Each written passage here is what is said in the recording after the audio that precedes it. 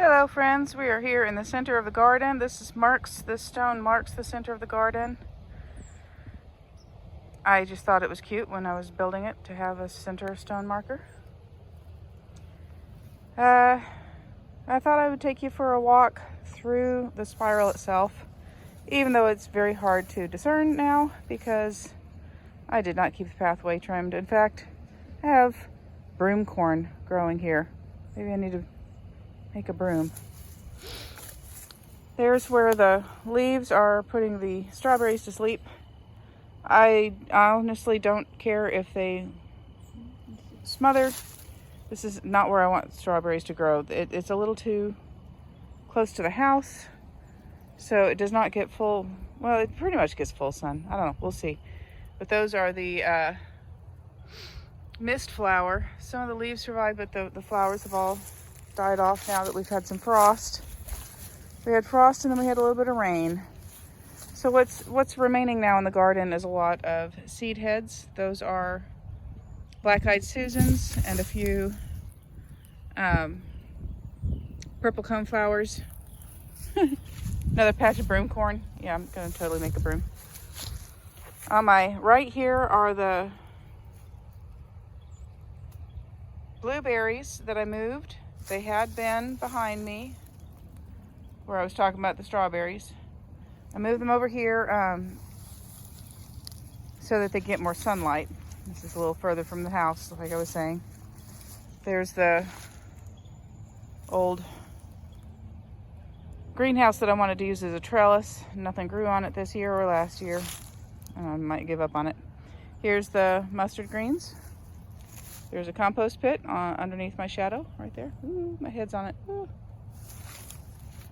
Here's the garlic that I meant to try to save some of the seeds, and I completely failed.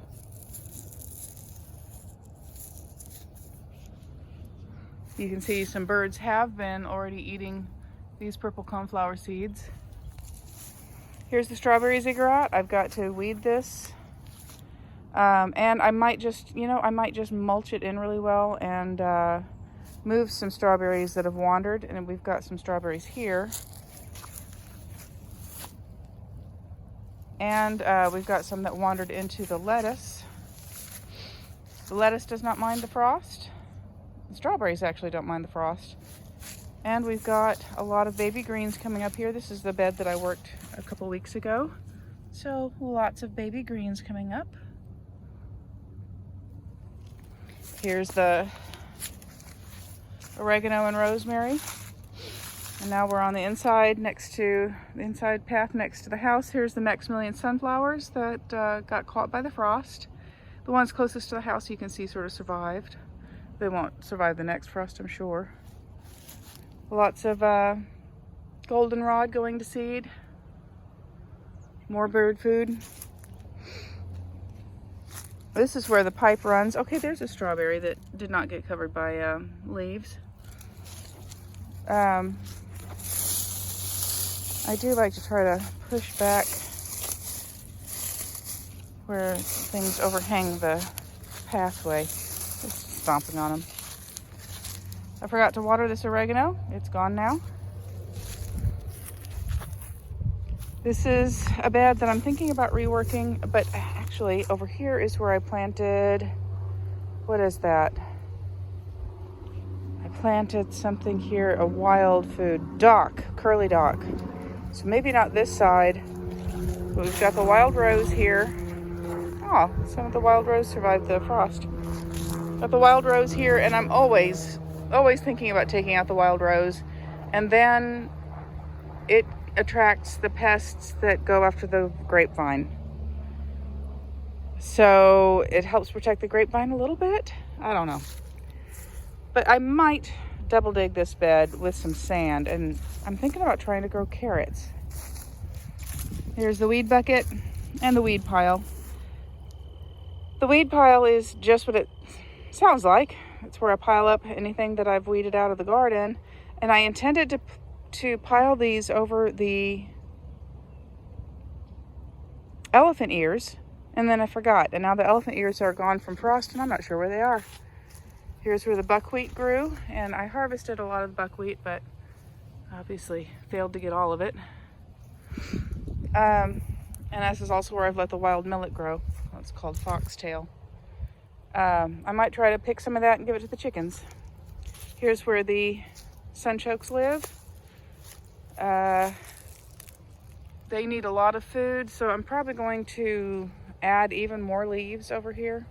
We also had the volunteer amaranth. The rain came and brightened up the mugwort, which apparently does not mind the cold at all. Apple tree, yarrow, the other apple, and some dried up mullein. There's the entrance to the garden over there. Gonna pan across here. So we're about to start the outer edge of the garden. Oh, look, one little amaranth survived the frost down next to the leaves, kept warm by the leaves. All right, here's the mulberry that's on the eastern corner. Salvia did not survive the frost. It bit the dust. I had one more nut on this hazelnut that I picked a few minutes ago, and it's still just covered in catkins. I mean, this thing is covered in catkins. I thought that was a spring thing, but they started late summer. More. These are the cosmos. Go on to seed. Feed the birds with flower seeds. There's the little hazelnut, and it also has some catkins on it. Elderberry. I put elderberries in our pancakes this morning. Thank you, elderberry tree. This is where the watermelon vine was, and I found this little tiny watermelon out here. I think it's gone soft at the top, and I'm gonna see if there's any seeds in it. It's frustrating. Every year that I planted these, I get like one watermelon, enough to get a few seeds and try again the next year. It's kind of like, I want more than one watermelon, please. I actually did get 2 watermelons off this vine this year. I didn't know about that one. And the other one rotted. It cracked and rotted. That was one of its seeds there, and they didn't mature. Here's my southernmost hazelnut, also full of catkins. So I guess catkins are an autumn, late summer, autumn thing. So I don't know, did they survive the winter and then turn into nuts or what? Or I don't know how these things work. You'd think I should know if before I plant the tree. That's what smart people do. Yeah, I'm not going to talk about that anymore. Hardy banana here. They do not survive the frost at all, but I did recently learn that hardy bananas, the pith is edible. The heart of the stem is edible. You can peel it, slice it up. They say to soak it in like lemon juice and salt water. So salt and acid, soak it, and it becomes sort of like a water chestnut. I want to try that. This is the wildest part of the garden. This is the southern edge, sort of the southwestern edge. And lots of, there's a compost tumbler, which I've got coffee and leaves in.